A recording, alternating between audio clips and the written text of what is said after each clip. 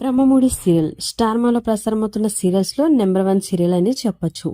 ఇక ఈ సీరియల్లో నటిస్తున్న నటీనటులు అందరూ కూడా మన తెలుగు ఆడియన్స్ అందరికీ కూడా చాలా బాగా కనెక్ట్ అయ్యారు. ఇక ఈ సీరియల్లో విలన్ క్యారెక్టర్లో నటిస్తున్న రుద్రాణి తన నటనతో చాలా తక్కువ టైంలోనే మంచి పాపులారిటీ సంపాదించుకుంది ఈ కన్నడ బ్యూటీ. రుద్రాణి అసలు పేరు షమిత. తను తెలుగులో కంటే ముందు కన్నడలో కూడా పలు సీరియల్స్లో నటించింది. ఆ తర్వాత తెలుగులో బ్రహ్మముడి సీరియల్ ద్వారా అవకాశం లభించడంతో ఇక్కడే ప్రస్తుతం సెటిల్ అయిపోయింది. ఇక రీసెంట్గా రుద్రాణి కన్నడ తెలుగు వివాదంపై స్పందించింది.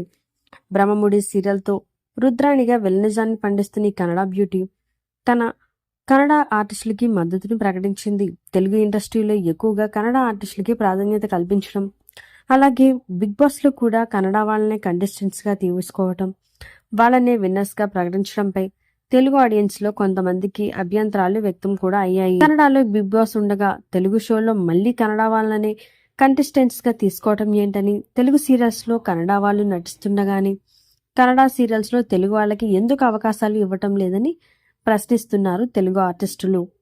ఈ నేపథ్యంలో తెలుగు కన్నడ వివాదంపై స్పందించింది రుద్రాణి. అందరూ ఒకటే అని చెప్పింది.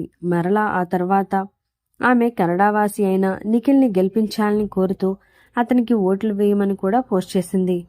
ఒక పక్క అందరూ ఇండియన్స్ అంటూనే కన్నడ వాడు కాబట్టి నిఖిల్ని సపోర్ట్ చేస్తున్నావా అంటూ షర్మిత తీరును కూడా నెటిజన్లు తప్పుపట్టారు. అయితే కొంతమంది ఆడియన్స్ కూడా బిగ్ బాస్ షోలో తెలుగు వాళ్ళు కూడా ఉన్నారు కదా, మరి కన్నడవాసి అయిన నిఖిల్కే సపోర్ట్ చేయడం ఎందుకు, మిగతా తెలుగు వాళ్ళని కూడా ఎంకరేజ్ చేయొచ్చు కదా అని కూడా కొంతమంది తప్పుపట్టారు.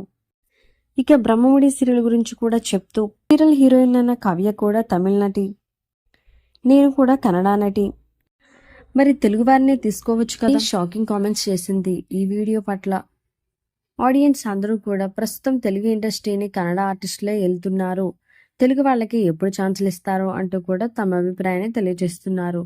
మరి ఈ వీడియో పట్ల మీ అభిప్రాయాన్ని తప్పకుండా కామెంట్స్ ద్వారా తెలియజేయండి. ఇలాంటి లేటెస్ట్ వీడియోస్ కోసం ఇప్పుడే మా ఛానల్ని తప్పకుండా సబ్స్క్రైబ్ చేసుకోండి.